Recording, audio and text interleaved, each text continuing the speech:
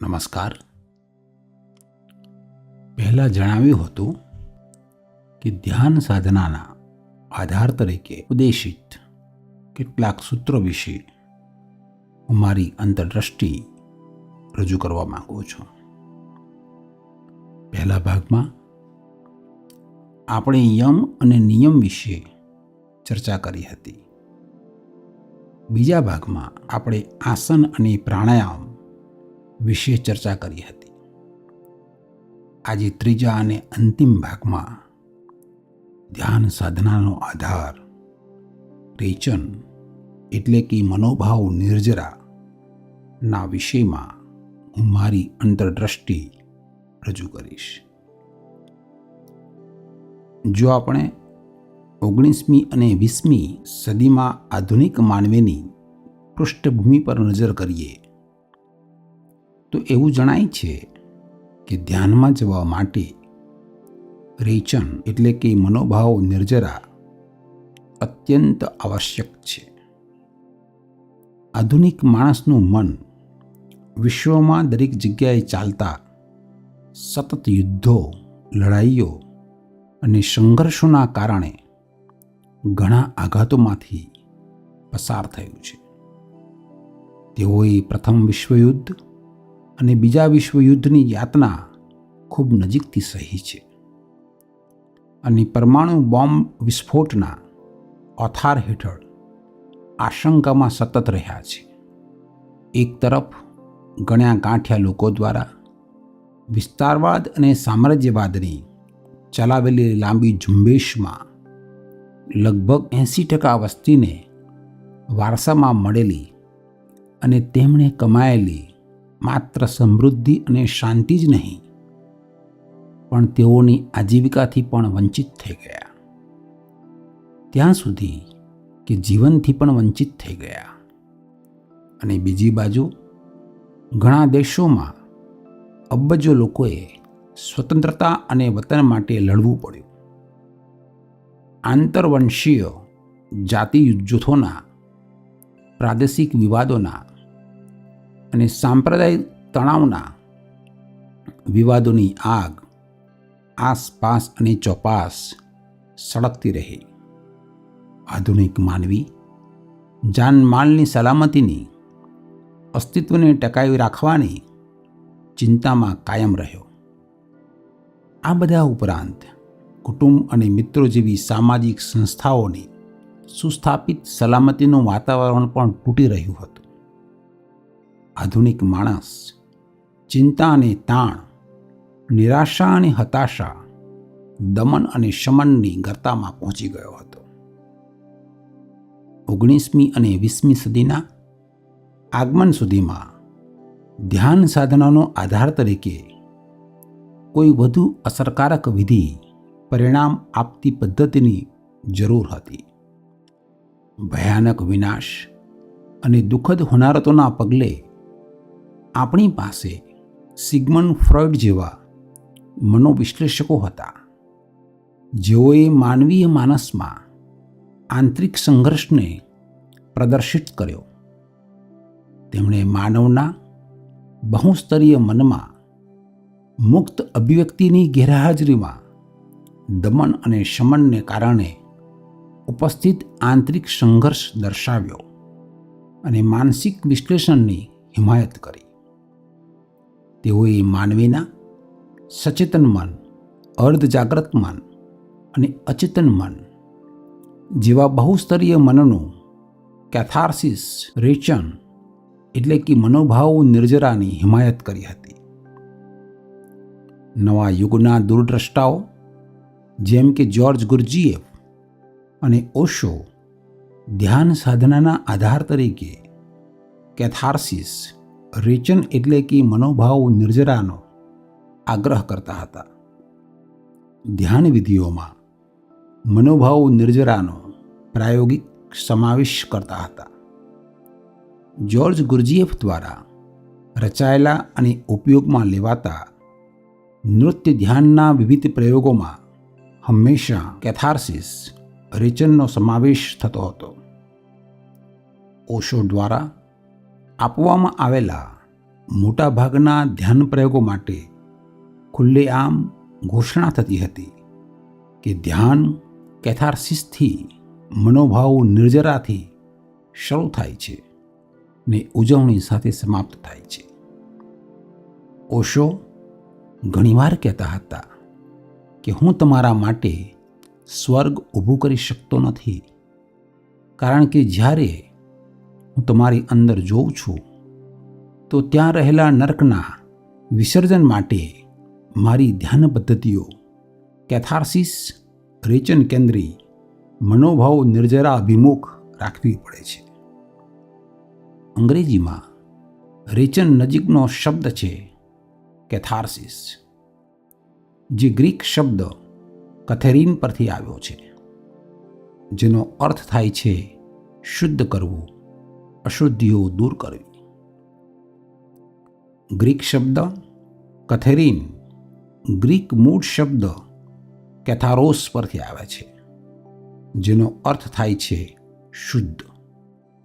Catharsis અંગ્રેજી ભાષામાં તબીબી પરિભાષાના શબ્દ તરીકે આવ્યો છે, જેનો અર્થ છે શરીરમાંથી, ખાસ કરીને જઠર અને આંતરડામાંથી અનિચ્છનીય પદાર્થોને દૂર કરવા. રેચન અથવા નિર્જરાની જેમ કેથાર્સિસ શબ્દનો અર્થ શુદ્ધ કરવું, શુદ્ધિકરણ, અશુદ્ધિઓ દૂર કરવી, વિષમાંથી મુક્તિ મેળવવી, દૂષિત લાગણીઓથી મુક્તિ, માનસિક વિકૃતિઓથી મુક્તિ, મનોભાવ અને લાગણીઓ મુક્ત કરવા માટે વપરાય છે. છેલ્લી કેટલીક સદીઓમાં તે આધ્યાત્મિક ધ્યાન સાધનાના સંબંધમાં મનોભાવાત્મક શુદ્ધિકરણ સાથે વધુ નજીકથી સંકળાયેલું છે. ઓશો અને ગુરજીએફ સહિત ઘણા આધ્યાત્મિક ગુરુઓએ આધ્યાત્મિક શુદ્ધિકરણના ધ્યાન સાધનાના આધાર તરીકે તેનો ઉપયોગ કર્યો છે. જો આપણે પ્રમાણિકપણે થોડી મિનિટો અથવા અડધા કલાક માટે આપણી વિચાર પ્રક્રિયાની સમીક્ષા કરીએ તો આપણને શું જોવા મળે છે? ભય, ક્રોધ, હિંસા, લોભ, ઈચ્છાઓ, જુસ્સો અને હતાશા જોવા મળે છે. એ જ રીતે જો આપણે થોડા મહિનાઓ માટે પ્રમાણિકપણે આપણા સપનાની સમીક્ષા કરીએ તો આપણને શું જોવા મળશે? એ જ ભય, ક્રોધ, હિંસા, લોભ, ઈચ્છાઓ, જુસ્સો અને હતાશા. જો આપણે ભૂતકાળના જીવનમાં પાછા જવા માટે કોઈ પણ પ્રયોગ કરીએ અથવા પાછળના જીવન માટે સંમોહન પ્રયોગ કરીએ તો આપણને શું જોવા મળશે? એ જ. અને જ્યારે આપણે કોઈ પણ પ્રકારના કેથાર્સિસ વિના અથવા નિર્જરા વિના કોઈ પણ પ્રકારની શરીર શુદ્ધિ અને મનોભાવ નિર્જરા વિના સીધા ધ્યાનમાં બેસીએ છીએ તો ત્યાં પણ તે જ બાબતો ઉદ્ભવતી રહે છે. આપણે જાણીએ છીએ કે જ્યારે આપણે ધ્યાન માટે આંખો બંધ કરીએ છીએ ત્યારે આપણને શું જોવા મળે છે? આપણને સુંદર બુદ્ધ ભૂમિના દર્શન થતા નથી. શરૂઆતમાં દબાયેલા વિચારો અને લાગણીઓ, ચિંતા અને વેદના, સંચિત ગુસ્સો આપણી સામે આવે છે. જાણે તે બધા આપણી રાહ જ જોતા હોય. આપણે સારી રીતે જાણીએ છીએ કે આ બધું અંદરથી ગડબડ છે અને તે જ કારણે આપણે બહાર રહેવાનું પસંદ કરીએ છીએ. આ ગડબડને મળવાનું ટાળવા માટે આપણે મૂવી જોવાનું, ક્લબમાં જવાનું, મિત્રોને મળવાનું અને ગપસપ કરવાનું પસંદ કરીએ છીએ. જ્યાં સુધી આપણે થાકી ન જઈએ અને સૂઈ જઈએ ત્યાં સુધી આપણે વ્યસ્ત રહીએ છીએ. અને આ જ આપણી જીવનશૈલી છે. આ જ આપણા જીવનનો માર્ગ છે. ના, બીજો રસ્તો છે, બીજો માર્ગ છે અને એ માર્ગમાં રેચન, કેથાર્સિસ અથવા નિર્જરા મદદ કરી શકે છે. એક ચમત્કારની જેમ મદદ કરી શકે છે. તમને જાણીને નવાઈ લાગશે કે એરિસ્ટોટલે તેમની રચના પોએટિક્સમાં કરુણાંતિકા જોતી વખતે દર્શકો જે અનુભવતા તેનું ભાવાત્મક વર્ણન કરવા માટે કેથાર્સિસ શબ્દનો ઉપયોગ કર્યો હતો.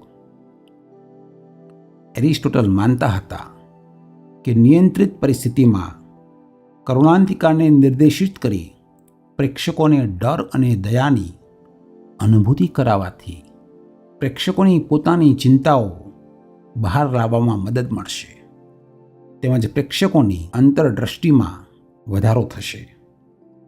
ભારતમાં આપણી પાસે આયુર્વેદમાં રેચનની સમાન વિભાવના છે, જેમાં પાચનતંત્રમાંથી અનિચ્છનીય સામગ્રીને દૂર કરવાની એક વિધિ તરીકે રેચનનો ઉપયોગ થાય છે. એ જ રીતે નિર્જરાનો પણ પુરાતન ખ્યાલ છે. 2જી સદીમાં આચાર્ય ઉમા સ્વાતિએ લખેલા જૈન ગ્રંથ તત્વાર્થ સૂત્રમાં નિર્જરાનો ખ્યાલ વર્ણવવામાં આવ્યો છે. નિર્જરા શબ્દનો અર્થ થાય છે ખરી પડવું. નિર્જરા એટલે અગાઉના સંચિત કર્મોના ફળોનો નિકાલ. આધુનિક યુગમાં સિગમન્ડ ફ્રોઇડ અને તેમના માર્ગદર્શક જોસેફ બ્રુઅરે તેમના પુસ્તક સ્ટડીઝ ઓન હિસ્ટેરિયામાં કેથાર્સિસ પદ્ધતિની રેચન વ્યવસ્થાની ચર્ચા કરી હતી. ફ્રોઇડ માનતા હતા કે કેથાર્સિસ મનોભાવ નિર્જરા મનોવિશ્લેષણનો કેન્દ્રીય ભાગ છે.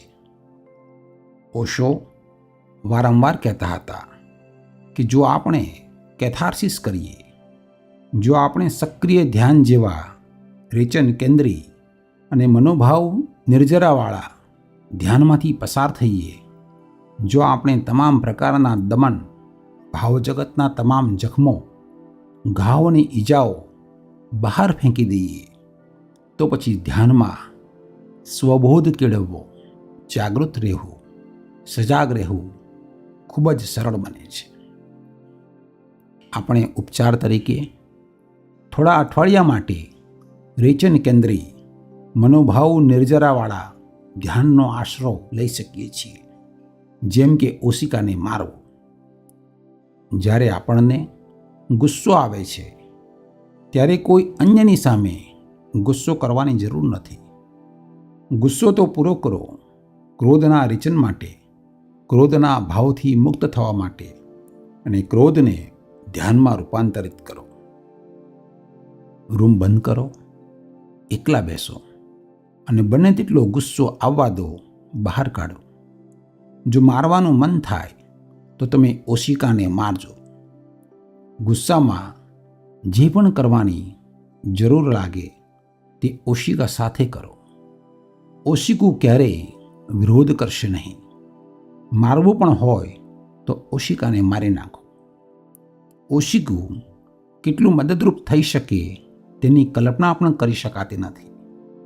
તમે તેને મારો, કાપો, મારી નાખો, ફાડીને ફેંકી દો. જો તમે કોઈની સાથે દુશ્મનીમાં છો તો તેનું નામ ઓશિકા પર લખો અથવા તેનું ચિત્ર ઓશિકા પર ચોંટાડો. દુશ્મન સાથે જે કરવું હોય તે આ ઓશિકા સાથે કરો. તમને આ હાસ્યાસ્પદ લાગશે, મૂર્ખામી લાગશે, પણ આ ક્રોધનું કરવું શું? ગુસ્સો મૂર્ખામી છે, ક્રોધ તદ્દન હાસ્યાસ્પદ છે, પરંતુ તેના માટે તમે સીધે સીધું કાંઈ કરી શકતા નથી.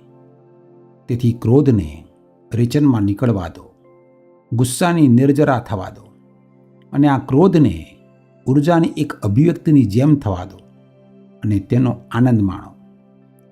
જો તમે કોઈ અન્યને દુઃખી ન કરી રહ્યા હો તો ગુસ્સાની નિર્જરામાં કાંઈ ખોટું નથી. જ્યારે તમે આ પ્રયોગ કરો છો ત્યારે તમે જોશો કે થોડા દિવસોમાં અન્યને નુકસાન પહોંચાડવાનો વિચાર પણ દૂર થઈ જાય છે. ક્રોધ નિષ્કાસન, ક્રોધના રેચનનો રોજિંદો અભ્યાસ કરો. જો 1 કલાક નહીં તો દરરોજ સવારે 20 મિનિટ માટે તેનો પ્રયોગ કરો અને પછી તમે જોશો કે આખો દિવસ તમે શાંત થઈ જશો. કારણ કે જે શક્તિ ક્રોધ કરતી હતી તે ફેંકી દેવામાં આવી છે. જે ઉર્જા ગુસ્સા માટે વિષ તરીકે વપરાતી હતી તે મનોભાવ શરીરની પ્રણાલીમાંથી બહાર ફેંકાઈ ગઈ છે. ઓછામાં ઓછા 2 અઠવાડિયા સુધી આ પ્રયોગ કરો. તમને 1 અઠવાડિયા પછી એ જાણીને આશ્ચર્ય થશે કે પરિસ્થિતિ ગમે તે હોય, ગુસ્સો આવતો નથી. પ્રમાણિકપણે આ પ્રયોગ કરો. સમગ્રતાથી, દિલોજાનથી પ્રયાસ કરો અને મનોભાવ શાંતિ અને હળવાશ અનુભવો. દિનચર્યામાં ધ્યાન વિશે આપણે ચર્ચા કરી છે અને લગભગ તમામ દૈનિક પ્રવૃત્તિઓ જેમ કે દોડવું, ચાલવું, તરવું, નૃત્ય કરવું, ખાવું, પીવું, કળાનો શોખ કે અભ્યાસ કરવો વગેરે તમામનો સમાવેશ થાય છે. આ બધી પ્રવૃત્તિઓમાં મનોભાવનું રેચન અને નિર્જરા સહજ છે. દિનચર્યામાં ધ્યાન સજગતાની સાથે સાથે રેચન અને નિર્જરામાં પણ મદદ કરે છે. ક્રોધ સાથે સીધું કામ કરવું મુશ્કેલ છે કારણ કે તે ઊંડે સુધી દરબાયેલું હોઈ શકે છે. તેની સાથે પરોક્ષ રીતે કામ કરવું વધુ સારું છે. દોડવાથી મદદ મળશે. ગુસ્સો અને ભય દૂર થઈ જશે. જ્યારે તમે લાંબા સમય સુધી દોડો છો અને ઊંડો શ્વાસ લો છો ત્યારે મન કામ કરવાનું બંધ કરે છે અને શરીર નિયંત્રણમાં આવી જાય છે. આ નાની કસરતો રેચન અને નિર્જરામાં ખૂબ જ ઉપયોગી છે. નૃત્યમાં ધ્યાનની ચર્ચા કરતી વખતે ઓશો પાસેથી મળેલા કેટલાક નૃત્ય ધ્યાનની આપણે યાદી બનાવી હતી. ઉદાહરણ તરીકે નટરાજ ધ્યાન, નો ડાયમેન્શન ધ્યાન, સૂફી વરલિંગ ધ્યાન, મંડલા ધ્યાન, હાર્ટ ડાન્સ ધ્યાન, આફ્રિકન ડાન્સ ધ્યાન. જો તમને કેથાર્સિસ કેન્દ્રિત સખત પરિશ્રમવાળા ધ્યાન કરવામાં રસ હોય તો તમે ઓશો સક્રિય ધ્યાન, ડાયનેમિક મેડિટેશન અને ઓશો કુંડલિની ધ્યાન અજમાવી શકો છો. ઓશો શરીર છોડતા પહેલાં થોડા મહિનાઓ સુધી સાંજના પ્રવચન પછી જિબ્રીશ ધ્યાન દરરોજ કરાવતા હતા. જિબ્રીશ ધ્યાન થોડા ચુટકલાઓથી શરૂ થતું જેથી સાધક ગણમાં ખડખડાટ હાસ્ય ફેલાઈ જતું. ત્યારબાદ સાધકગણ અજાણી ભાષામાં બૂમાબૂમ કરતા અને પછી છેલ્લે અચાનક અટકી જઈ સાધકગણ જમીન પર સંપૂર્ણ આરામમાં સજગતા સાથે પડી જતા. આવા જિબ્રીશ ધ્યાન તેમજ અન્ય તમામ નૃત્ય ધ્યાન સૂચનાઓ અને સંગીત સાથે યુટ્યુબ પર ઉપલબ્ધ છે. આમાંના ઘણા ધ્યાન માટે લિંક્સ વર્ણનમાં આપવામાં આવી છે. મનોભાવના રેચન અને નિર્જરા માટે તમે ગમે તે પદ્ધતિ અથવા ધ્યાન અનુસરો. એકવાર મનોભાવ રેચન, મનોભાવ નિર્જરા સંપૂર્ણ રીતે થઈ જાય પછી તમે ધ્યાનમાં આસાનીથી જઈ શકો છો. એકવાર જ્યારે ક્રોધ ફેંકી દેવામાં આવે છે, લોભ ફેંકી દેવામાં આવે છે, ચિંતા અને ભય ફેંકી દેવામાં આવે છે, મનસ શરીરનો તમામ કચરો ફેંકી દેવામાં આવે છે, મનોભાવ સહજ અને સરળ થઈ જાય તો જ તમે સરળતાથી ધ્યાનમાં જઈ શકો. તમારી સહજ સરળતામાં તમે અપ્રયાસ જાગૃતિમાં જઈ શકો છો. પછી ત્યાં અવરોધ જેવું કાંઈ રહેતું નથી. પછી બુદ્ધ ભૂમિમાં તમારો સ્વયંનો પ્રકાશ, પોતાના અસ્તિત્વનો અનુભવ થાય છે અને પછી તમે એક અલગ જ વિશ્વમાં છો. એક સંપૂર્ણપણે અલગ વિશ્વ, સ્વસ્મરણની દુનિયા, જાગૃતિનું જગત, ધમ્મની દુનિયા, તાઓનું જગત, તથાતાની દુનિયા. ધ્યાન સાધનાનો આધાર વિષયના 3 વિડીયો સાંભળવા બદલ આપનો ખૂબ ખૂબ આભાર.